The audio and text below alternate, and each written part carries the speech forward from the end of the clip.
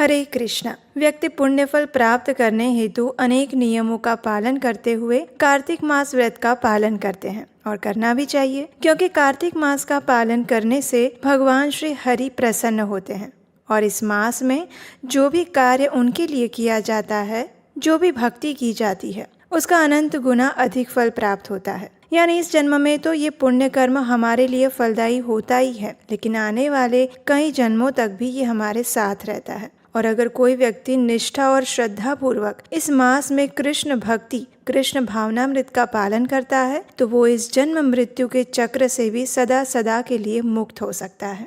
कार्तिक मास में पालन करने योग्य अनेक नियमों में से एक नियम है प्रतिदिन कार्तिक मास के अंदर भगवान श्री कृष्ण की लीलाओं का श्रवण करना, वैदिक ग्रंथों का अध्ययन करना, जिससे व्यक्ति को संपूर्ण कार्तिक मास का पुण्य फल प्राप्त हो सकता है। और इसीलिए हम आपके लिए इस संपूर्ण कार्तिक मास के दौरान पौराणिक कथाएं लेकर आ रहे हैं प्रतिदिन, जिसमें कार्तिक मास के महत्व से संबंधित अनेक कथाओं का वर्णन हो रहा है। इन सभी कथाओं को सुनने मात्र से भी हमें कार्तिक मास के पालन का पुण्य फल प्राप्त हो रहा है। तो चलिए आज के कार्तिक मास विशेष कथा में भी एक ऐसी ही पौराणिक कथा का श्रवण करते हैं। पूर्व काल में श्रील सूत गोस्वामी ने सभी ऋषि मुनियों को कार्तिक महत्व समझाते हुए कहा, हे ऋषिगण, एक समय देवर्षि नारद ने वेद वेदांग में पारंगत व्यास मुनि से पूछा था, हे मुने, ब्रह्मचर्य, गृहस्थ, वानप्रस्थ, संन्यास आदि आश्रमों में से गृहस्थ आश्रम को ही इतना अधिक महत्वपूर्ण क्यों बताया गया है? कृपया इसके पीछे की आप कथा सुनाएं।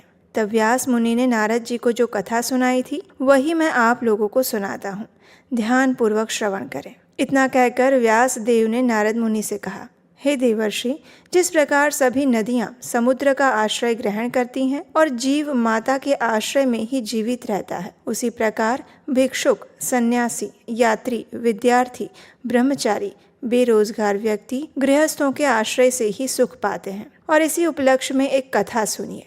पूर्व काल में उत्तानपाद नाम के एक राजा थे। उन्हें उत्तम नाम का एक पुत्र था जो बड़ा ही बलवान था, लेकिन मदिरा का व्यसनी भी था। उसकी पत्नी का नाम बहुला था। उत्तम अपनी पत्नी से अत्यंत प्रेम करता था। अब एक बार राजा उत्तम वेश्या का नृत्य देखता हुआ मदिरा पान कर रहा था और उसने अपनी पत्नी बहुला को भी मदिरा पान करने की हठ की, लेकिन बहुला ने उसका कहा नहीं माना। इसलिए राजा ने क्रोध के आवेश में आकर उसका त्याग कर दिया और सिपाहियों को आदेश दिया कि वो बहुला को जंगल में छोड़ दे। उसके सिपाहियों ने उसे आदेश का पालन किया, लेकिन जब मदिरा का नशा उतरा तो उसे अपने इस कृत्य पर बड़ा ही प्रायश्चित हुआ। लेकिन उसने दूसरा विवाह नहीं किया और वियोग वेदना सहता हुआ राजकाज करता रहा। अब एक दिन विलासपुत्र नामक एक ब्राह्मण उसके समक्ष आए और उन्होंने कहा, हे राजन, मेरी पत्नी का किसी ने अपहरण कर लिया है। पत्नी के वियोग में मैं बड़ा ही दुखी हूँ। मैं आपसे विनती कर रहा हूँ कि कृपया आप मेरी पत्नी को ढूंढ दीजिए।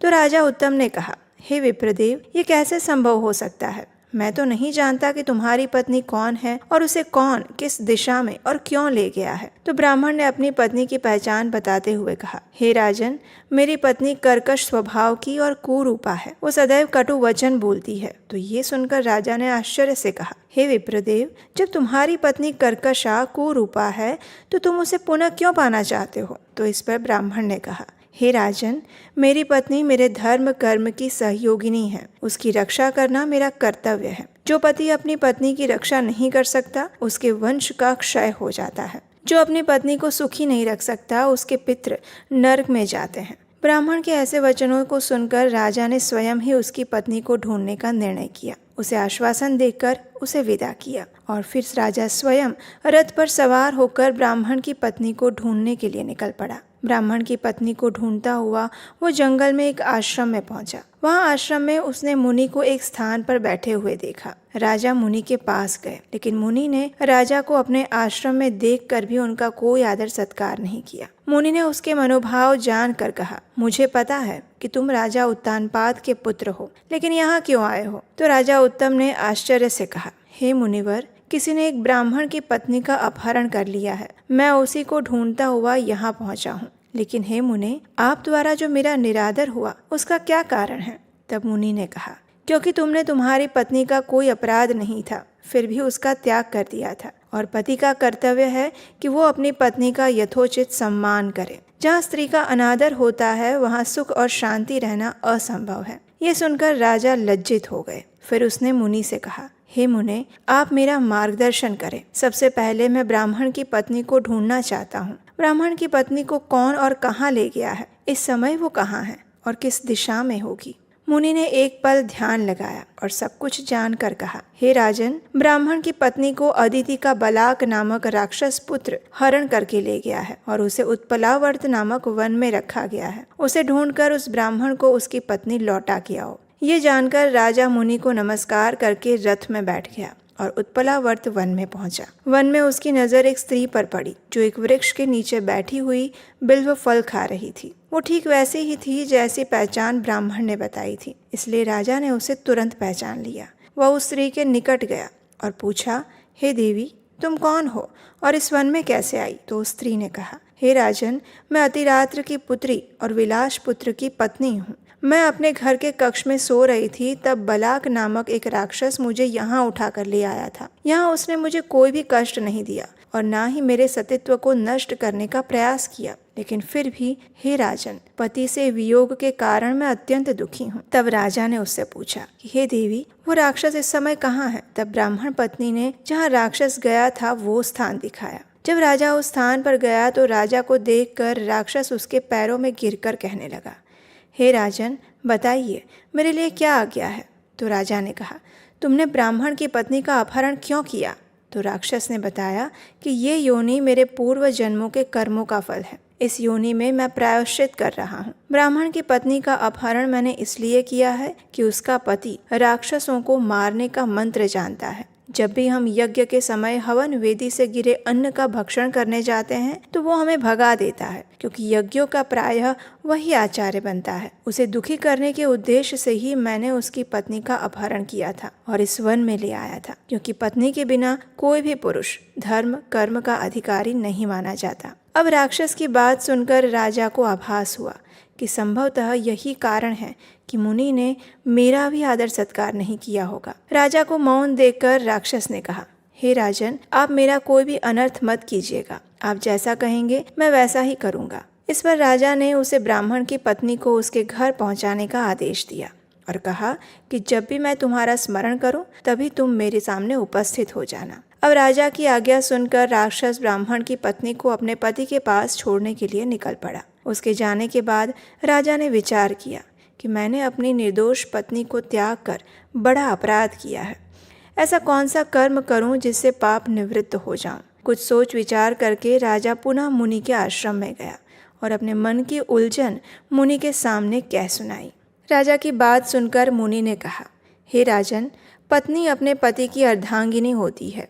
वो धर्म अर्थ काम में सहयोगिनी होती है, अतः पति को पत्नी का सम्मान करना चाहिए। तुमने भी पत्नी का त्याग करके अपराध किया है, अतः तुम्हें उससे क्षमा याचना करनी चाहिए। और राजा ने मुनि से पूछा कि वो इस समय कहाँ और किस दिशा में होगी।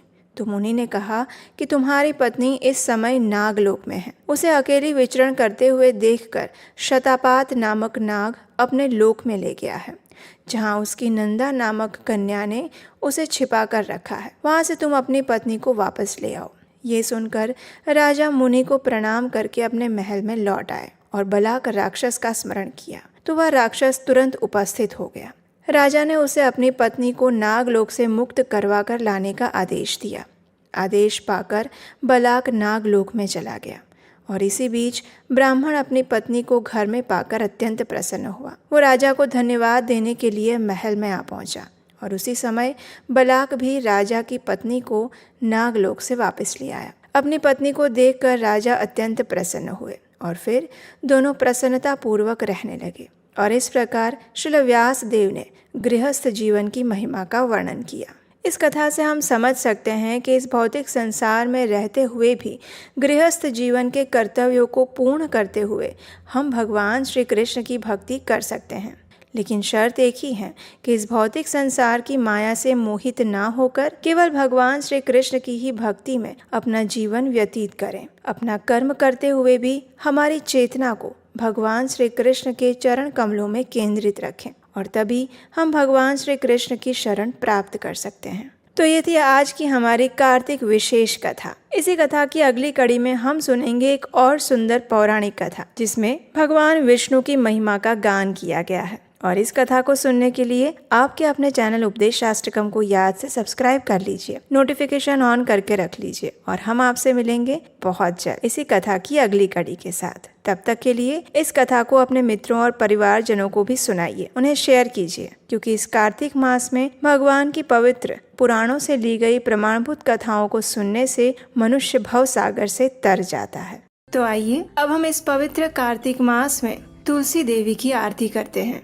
प्रतिदिन तुलसी देवी की पूजा करते हुए इस तुलसी आरती का स्तवन, पठन और श्रवण करना चाहिए। तो आइए अब हम उसी तुलसी आरती का श्रवण करते हैं। नमो नमः तुलसी कृष्ण प्रेयसी, नमो नमः राधा कृष्ण सेवा पवो, एई अभिलाषी, ये तुम्हार शरण लो, तारा वांछा पूर्ण हो,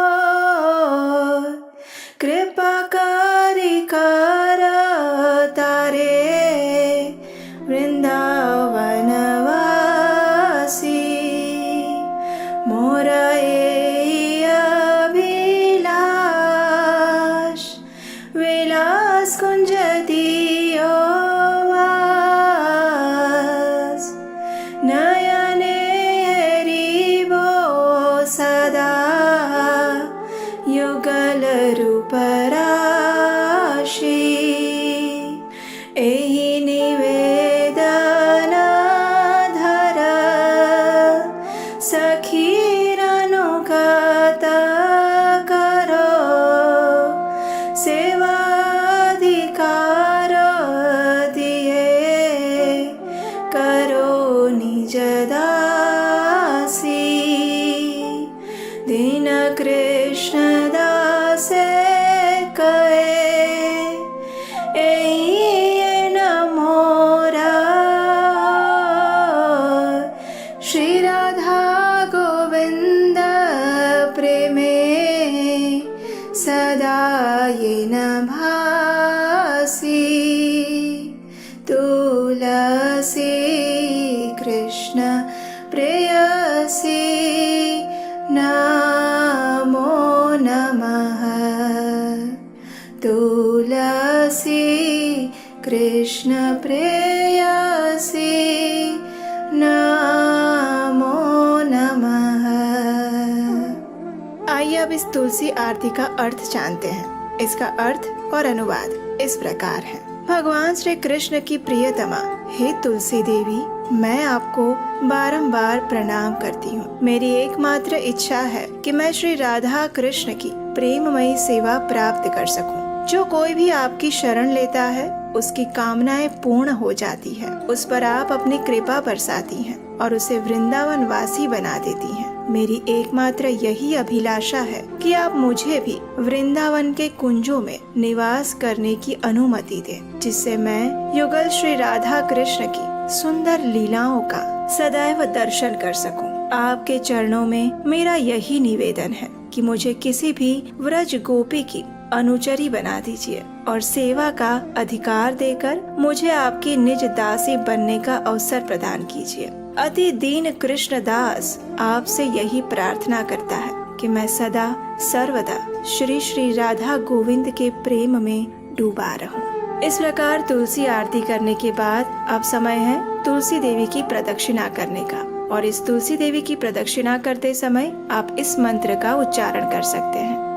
यानि कानि च पापानि ब्रह्महत्यादिकानि च तानि तानि प्राणशन्ति प्रदक्षिण पदे पदे। इसका अर्थ ये होता है कि जो भी व्यक्ति तुलसी महारानी की प्रदक्षिणा करता है तो उस प्रदक्षिणा के दौरान पद पद पर उसके समस्त ब्रह्म हत्यादि जैसे बड़े बड़े पापों का भी नाश हो जाता है। तो इस प्रकार इस कार्तिक मास में आप तुलसी पूजन और प्रदक्षिणा कर सकते हैं। चलिए अब हम इस पवित्र दामोदर मास यानी कार्तिक मास में तुलसी देवी के स्तोत्र का पाठ करते हैं, जिसकी रचना श्री पुंडरीक दास द्वारा की गई है। जगद्धात्री नमस्तुभ्यं विष्णोश्च प्रियवल्लभे यथा ब्रह्मादयो देवः सृष्टिस्थित्यन्तकारिणः नमस्तुलसी कल्याणी नमो विष्णु प्रिये शुभे नमो मोक्षप्रदे देवी नमः सम्पत्प्रदायिके तुलसी पातु मां नित्यं सर्वापदभ्योऽपि सर्वदा कीर्तितापि स्मृता वापि पवित्रति मानवम् नमामि शिरसा देवीं तुलसीं विलसत्तनुं यां दृष्ट्वा पापिनो मर्त्या मुच्यन्ते सर्वकिल्बिषात्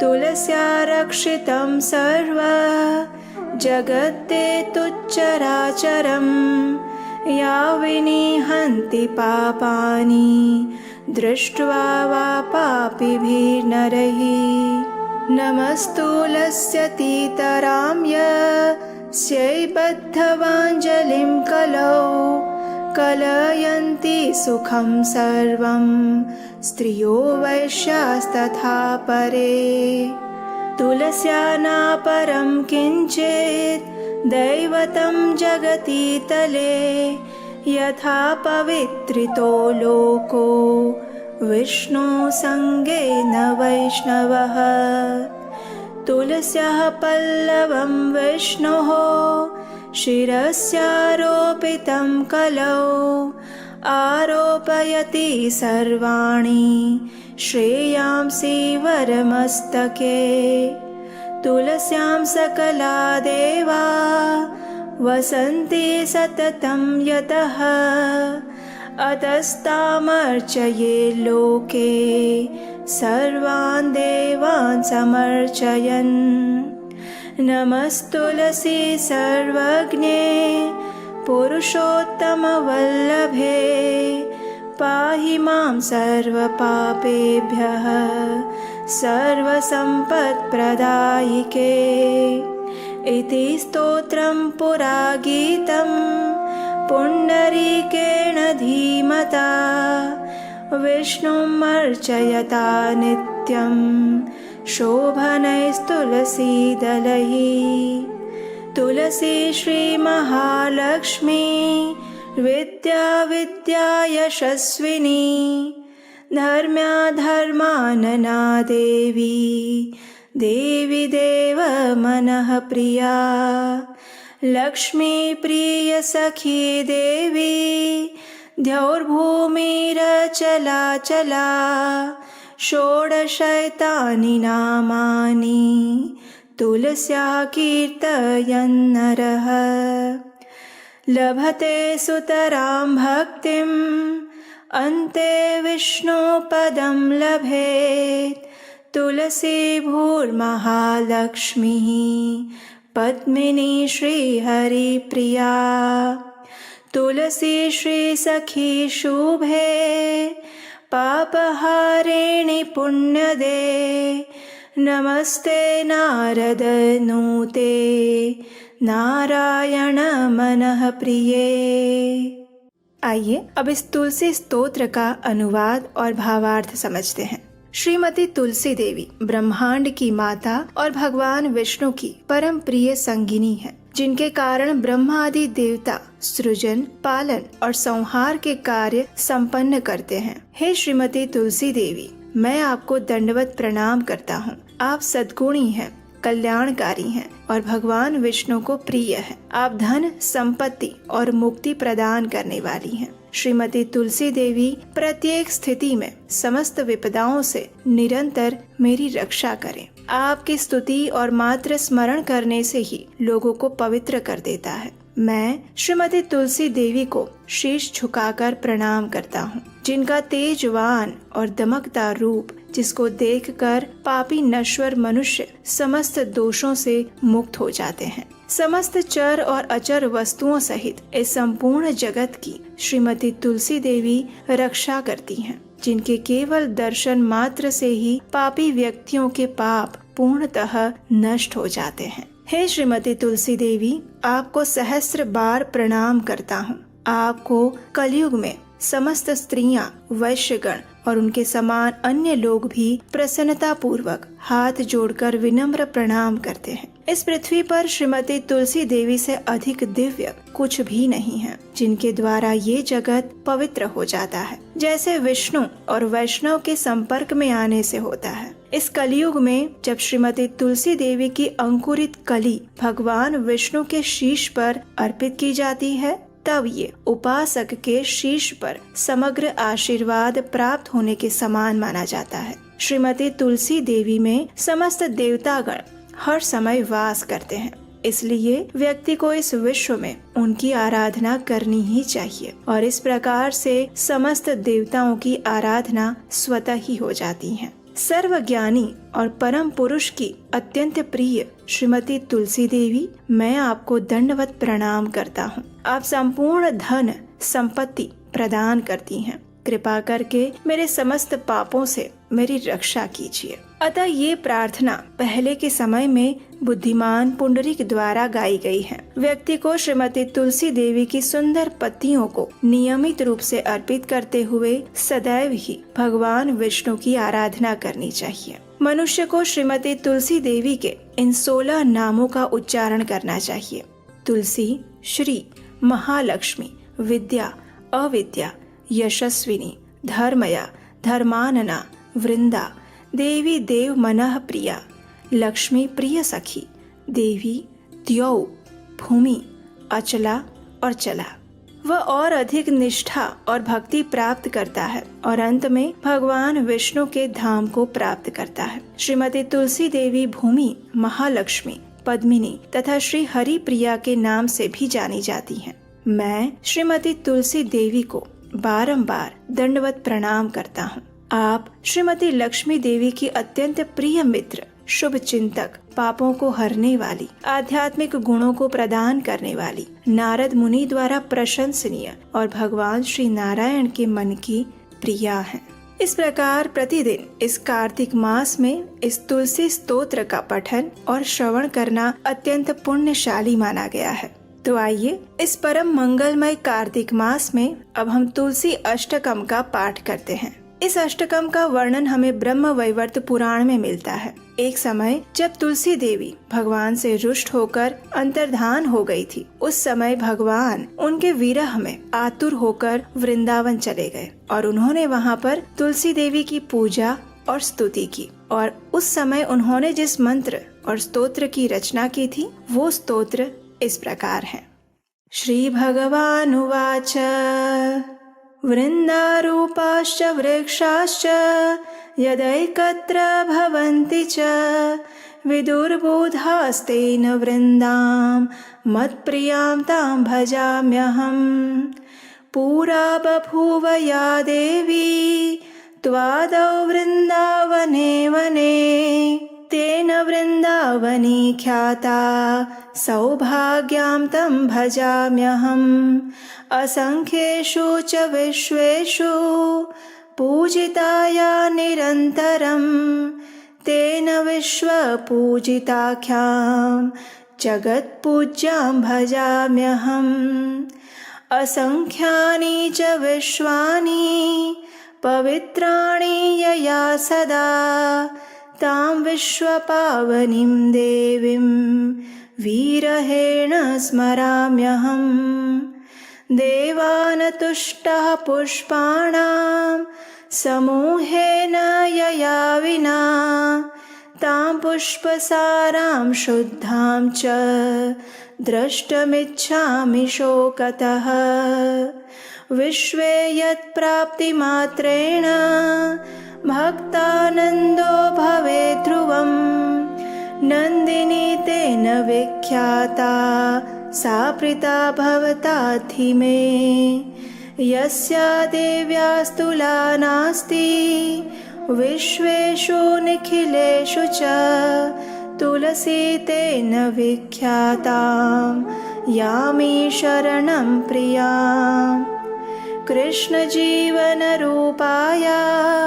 शश्वत्प्रियतमा सती। तेन कृष्णजीवनीति मम रक्षतु जीवनम्।